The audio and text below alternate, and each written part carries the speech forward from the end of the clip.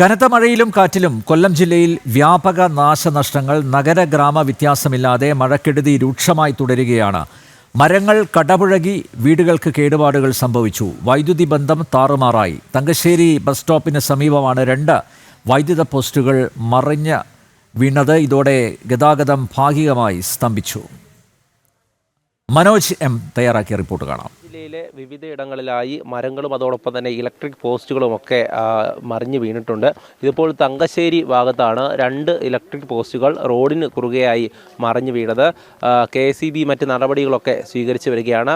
ഒരു ഭാഗത്ത് പുതിയ പോസ്റ്റ് ഇട്ടു, ഇനി മറുഭാഗത്തും ആ പോസ്റ്റ് നേരെയാക്കുന്ന പ്രവർത്തനങ്ങളിലാണ്. എന്തായാലും ജില്ലയിൽ നഗരത്തിലും അതോടൊപ്പം തന്നെ കിഴക്കൻ മലയോര പ്രദേശങ്ങളിലുമൊക്കെ വലിയ നാശനഷ്ടങ്ങൾ നമുക്ക് കാണുവാൻ സാധിക്കും.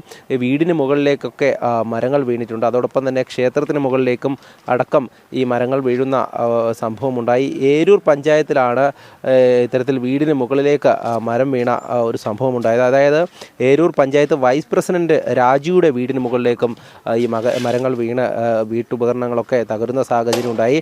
അഞ്ചൽ മേഖലയിലടക്കം ഇത്തരത്തിലുള്ള മരങ്ങൾ കടപുഴകി വീണുള്ള സംഭവങ്ങളുണ്ടായി. എന്തായാലും ഈ വിവിധ മേഖലകളിലായി ഈ കനത്ത മഴയത്തും കാറ്റിലുമൊക്കെ ഈ ഒരു നാശനഷ്ടങ്ങൾ സംഭവിച്ചിരിക്കുകയാണ്.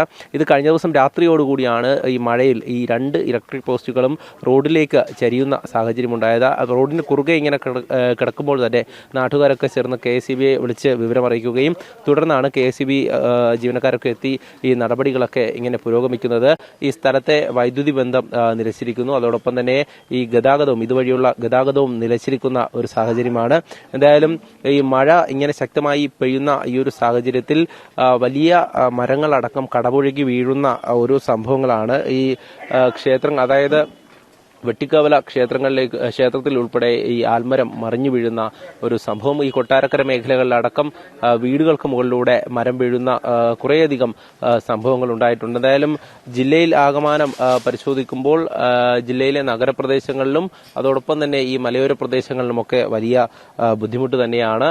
അതോടൊപ്പം ഈ മത്സ്യത്തൊഴിലാളികളും ഈ ഒരു സമയം കടലിലേക്കൊന്നും ഇറങ്ങാൻ ആവാത്ത വിധത്തിലേക്ക് ബുദ്ധിമുട്ട് അനുഭവിക്കുന്നുണ്ട്. നിലവിലെ സാഹചര്യത്തിൽ ഈ റോഡിലേക്ക് മറിഞ്ഞിട്ടുള്ള ഇലക്ട്രിക് പോസ്റ്റുകളും അതോടൊപ്പം തന്നെ മരങ്ങളും ഒക്കെ നീക്കുന്ന പ്രവർത്തനത്തിലാണ് KCBയും അതോടൊപ്പം തന്നെ ഫയർഫോഴ്സും ഒക്കെ. എല്ലാവരും സജീവമായി തന്നെ രംഗത്തുണ്ട്. എന്തെങ്കിലും തരത്തിലുള്ള പ്രശ്നങ്ങൾ ഉണ്ടെങ്കിൽ വിളിച്ച് അറിയിക്കുവാനും ഉദ്യോഗസ്ഥർ നാട്ടുകാരെയും അതോടൊപ്പം തന്നെ എല്ലാ ഭാഗത്തും എല്ലാ മേഖലയിലും അറിയിച്ചിട്ടുണ്ട്. ഏതായാലും ഈ നടപടിക്രമങ്ങൾ അങ്ങനെ പുരോഗമിച്ചുകൊണ്ടിരിക്കുകയാണ്. ഇനി ജില്ലയുടെ ഓരോ ഭാഗത്തും ഞാൻ നേരത്തെ സൂചിപ്പിച്ചതുപോലെ തന്നെ അഞ്ചൽ ഭാഗത്തും കൊട്ടാരക്കര ഭാഗത്തും അടക്കം ഇത്തരത്തിലുള്ള നാശനഷ്ടങ്ങൾ സംഭവിച്ചിട്ടുണ്ട്. ഇലക്ട്രിക് പോസ്റ്റുകൾ റോഡിലേക്ക് മറിഞ്ഞു വീഴുമ്പോൾ അതുവഴി വാഹനം കടന്നു പോകില്ല. അതോടൊപ്പം തന്നെ ഈ ജനങ്ങൾക്കൊക്കെ നൽകിയിട്ടുള്ള നിർദ്ദേശം, ഇത്തരത്തിലുള്ള സംഭവങ്ങൾ ഉണ്ടെങ്കിൽ ഈ ഇലക്ട്രിക് പോസ്റ്റിന് അടുത്തേക്ക് പോകാതിരിക്കുക. അതോടൊപ്പം തന്നെ ഈ ഇതുമായി ബന്ധപ്പെട്ടിട്ടുള്ള ഈ ലൈനിൽ ഒന്നും തന്നെ തൊടാതിരിക്കുക എന്നുള്ളതാണ്. ബിജു പരൂരിനൊപ്പം എം മനോജ്, ജനം, കൊല്ലം.